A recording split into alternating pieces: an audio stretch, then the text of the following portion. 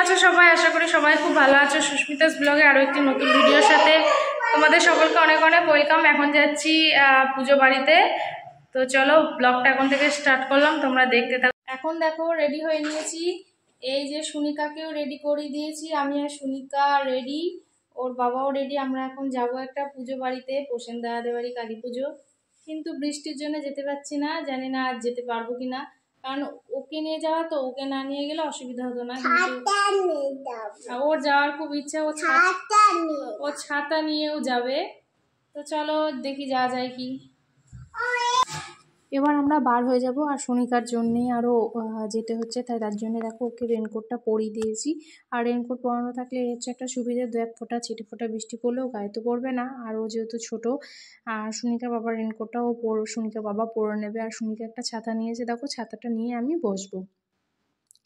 আর যাওয়ার সময় হালকা বৃষ্টি কমে গেছিলো। আর এখন দেখো আমরা চলে এসেছি গিফটের দোকানে। সুনিকা বাবা মিষ্টি নেবে বলেছিল, কিন্তু আমি বললাম যে যেহেতু ছোট্ট একটা পুচকি রয়েছে, সবাই তো মিষ্টি নিয়ে যাবে। আর গিয়ে দেখলামও তাই, সবাই মিষ্টি নিয়ে যাচ্ছে। তো দেখলাম যে ও কোন স্কুলে ভর্তি হয়েছে, ও টিফিন নিয়ে যেতে পারবে। তো তার জন্য আমি বললাম তাহলে টিফিন বক্সই নাও। তো ওটাই নেওয়া হলো, খুব সুন্দর হয়েছে কিন্তু। তো এখন দাদা প্যাকিং করে দিল, এই যে দেখো প্যাকিং করা হয়ে গেছে। আমরা এবার ফাইনালি চলেও এসেছি। আর এসে সুনিকাকে একদম রেনকোট খুলে দিলাম, দিয়ে আমি ভাঁজ টাজ করে রেখে দিলাম। আর বৃষ্টি পুরোপুরি কমে গেছিলো, এক ফোঁটাও গায়ে বৃষ্টি পড়েনি। আর দেখেছো মায়ের যেখানে পুজো হয়েছে সেই জায়গাটা কত সুন্দরভাবে সাজানো হয়েছে, খুব খুব সুন্দর লাগছিল। আর যে দাদা সাজিয়েছে ওই দাদাও কিন্তু কদিন আগে আমাদের বাড়িতে অনুষ্ঠান হলো, আমাদের বাড়িতেও ওই দাদাই বেলুন টেলুন দিয়ে আর কি অন্নপ্রাশনে সাজিয়েছিল। তো ওই দাদার সাথেও দেখা হয়ে গেল, খুবই ভালো। তো দেখো এই জায়গাটা কত সুন্দর লাগছে। আর পুজো কিন্তু রাত্রে হয়নি, পুজো দুপুরবেলাতে হয়ে গেছে।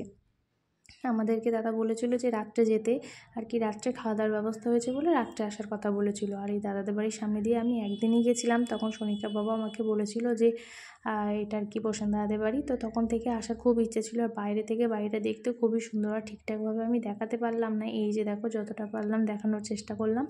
তো এখন দেখো আমি যাব মায়ের ওখানে, আমি একটু ফটো তুলে প্রণাম করে নিলাম। সুনিকাও আগে প্রণাম করে নিয়েছে, ও খুব সুন্দরভাবে ও প্রণাম করতে শিখে গেছে। আর এখন দেখো সুনিকা পাপা আর সুনিকা এখানে বসে রয়েছে, আর ওকে একটা ফুল হাতা গেঞ্জি পরিয়ে দিয়েছি। আর আমি ওকে এইসব ড্রেসগুলো পরাতে বেশি ভালোবাসি, আর ও কিন্তু ফ্রক ড্রেস পরতে ভালোবাসে, যেহেতু ঘের হবে।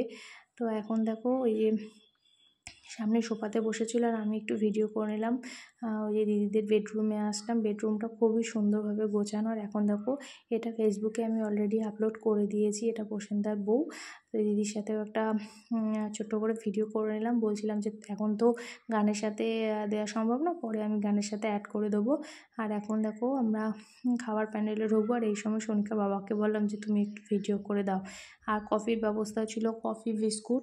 তো আমরা কফি বিস্কুট খাইনি, আমরা অলরেডি খাবার প্যান্ডেলে ঢুকছি। আর অনেকটাই লেট হয়ে যাচ্ছিলো, কারণ আমাদের বাড়ি থেকে বার হতে হতেই অনেকটা লেট হয়ে গেছিলো। আর প্রসেনদার সাথে আবার দেখা হবে, তো ভাবলাম না গিয়ে কিন্তু পারাই যাবে না, কারণ খারাপ লাগে দেখা হলে। আর এখন দেখো আমরা খেতে বসে গেছি। আর সোনিকাকে বললাম তুমি একটু তাকাও। আর ও কিন্তু খেতে মানে ততটা শেখেনি, ওর বয়স অনুযায়ী মানে প্রথম থেকে ও মানে মিক্সিতে পেস্ট করে খেয়ে খেয়ে মানে এখনও পর্যন্ত খাওয়াটাই ততটা ভালোভাবে শেখেনি। তো এখন দেখো আরও ঠিক আছে, বাইরের জিনিস যত না খাবে ততই ভালো, কিন্তু একটু তো খেতে শিখবে। এখন দেখো নানপুরি তারপরে চানা মশলা খেতে দিয়েছিল, আর নানপুরিটাও সে মানে খুঁটে একটু একটু করে খাচ্ছে। ওকে যতই আমি খাওয়ানোর চেষ্টা করছি ও খাবে না। ও মানে আসতে পেরেছে, মাকে প্রণাম করছে, ও মানে ওর এটাতেই আনন্দ, ও এটাতেই আসবে বলে কান্না করছিল। আর মেনুটা তোমাদের বলে দিই, চানা মশলা, নানপুরি, খিচুড়ি, তারপরে তরকারি, চাটনি, পাঁপড়, মিষ্টি। প্রত্যেকটা রান্নাই কিন্তু খুবই মানে সুন্দর ছিল। আর ঠাকুরের প্রসাদ তো খুবই সুন্দরই হয়, তরকারিটা খেতে খুব খুব খুব সুন্দর হয়েছিল। আর সোনিকাকে তো বললাম কিছুই খাইনি, ওই যে দেখো লাস্টে কিন্তু ওই যে দেখো নানপুরিটা কেমন ঠুকরে ঠুকরে খেয়েছে। আর লাস্টে চাটনি পাঁপড়টা দিয়েছিল, চাটনি পাঁপড়টাও খুব সুন্দরভাবে খেয়েছিল। চাটনি পাঁপড়ও প্রথম থেকে খেতে ভালোবাসে। আর মিষ্টিটাও আমি রস চিপে দিয়েছিলাম, মিষ্টিটাও খেয়েছিল। তো এই ভিডিওটাও আমার ফেসবুকে কিন্তু আপলোড করা ছিল। তারপরে কিন্তু খাওয়া দাওয়ার পরেও আর কোনো ভিডিও করিনি। এখন দেখো আমরা পুজো বাড়ি থেকে চলে এসেছি। আর যাওয়ার সময় কোনো ভিডিও করতে পারিনি, কারণ বৃষ্টি হচ্ছিল। সুনিকাকে রেনকোট পরিয়ে কোনো রকমই নিয়ে গেছি। আর এখন বাড়িতে চলে এসেছি। আসার সময় কোনো ভিডিও করা হয়নি, কারণ বাইরে বৃষ্টির জন্য না একদম পুরো ঠান্ডা হাওয়া হচ্ছিল। আর ওকে কোনো রকমে সে কাপড় টাপড় দিয়ে ঢেকে আনা হলো। আবার আসার সময় বৃষ্টি হচ্ছিল না, তবুও মানে যাতে ঠান্ডা না লেগে যায় তার জন্য রেনকোটটাও পরিয়ে নিয়ে আসলাম। এবার ওকে ড্রেস টেস চেঞ্জ করে দেবো, আমিও চেঞ্জ করে নেবো। তো ভাবলাম এবার তো ব্লগটা মানে ভিডিওটা শেষ করতে হবে। তো আজকের এই ছোট ব্লগটা তোমাদের কেমন লাগলো তোমরা জানিও কমেন্টে, কোথা থেকে দেখছো। তো চলো দেখা হচ্ছে নেক্সট ব্লগে। সবাই ভালো থেকো, সুস্থ থেকো, সবাইকে টাটা।